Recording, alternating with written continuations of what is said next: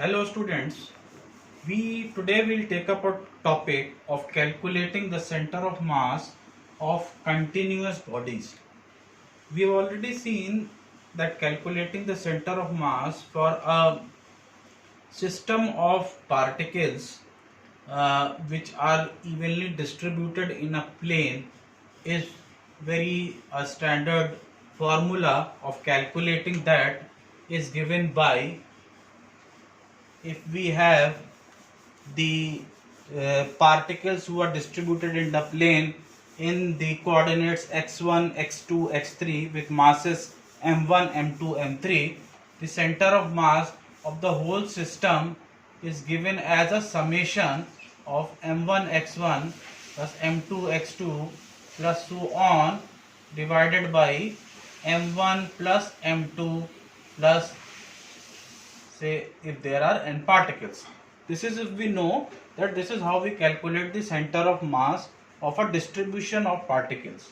Now the same concept applies if we want to calculate the center of mass of continuous bodies. A continuous body means that the whole body consists of this small infinitesimal mass particles, and if we calculate the center of mass of such a body, we have to replace the sum here by a integration, because the integration helps us to divide the body in infinitesimal masses and then adding it up across their length or breadth, the dimensions, to get the center of mass of the particular continuous body. And here the sigma is replaced by integral, and so the x coordinate of the body is given by integral x dot dm by integral dm, where dm is the infinitesimal mass that we have chosen on the continuous body. To understand this thing, we'll take it up with an example. Let us have a rod, a non-uniform rod, that if we have, okay, a non-uniform rod which has got a length L and its mass per unit length is given by k into x square, where lambda is the mass per unit length. Now we have to calculate the center of mass of this non-uniform rod. We have to calculate this center of mass of this non-uniform rod on x-axis. So it is placed horizontally and we want it to find on the x-axis. The XCM is only on the x-axis. If we want to calculate on the y, on the z, it will come out to be 0, because on the perpendicular axis there is no mass which is distributed. So it is calculated across x.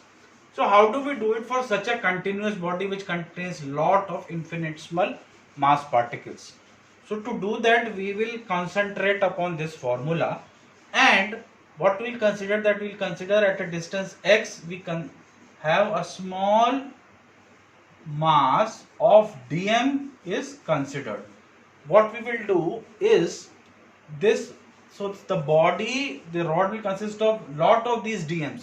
We have considered one of those dms, and we will try to formulate a formula according to this, so that we are able to integrate across the whole length and get the center of mass of this non-uniform rod. So if this is the infinitesimal mass dm, what is dm if we calculate in terms of mass per unit length?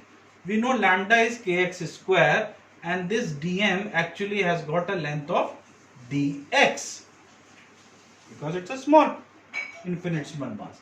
So dm will be given by lambda times dx, because lambda is mass per unit length into that length will give me its mass.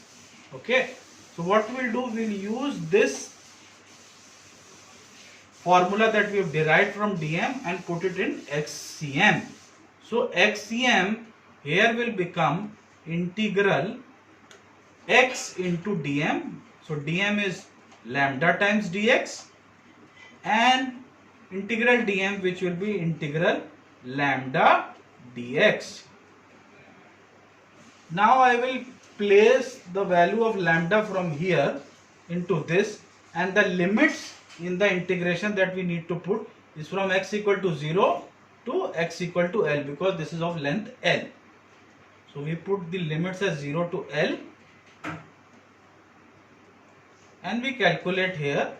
We get integral 0 to L, lambda is kx square, so x cube into k into dx upon integral x square k dx 0 to L. So when we do the integration of this particular thing, we will get XCM. So how do we do it? We'll convert this XCM now and we'll try to calculate x cube. The integral of x cube is x4 upon 4, and we put the limits as 0 to L, and this is x cube by 3 and limit 0 to L, because k will cancel out, and when we put the values here, we get that XCM is 3L by 4. That means that the center of mass of this non-uniform rod is at a distance of 3L by 4 from this chosen reference. Thank you, students.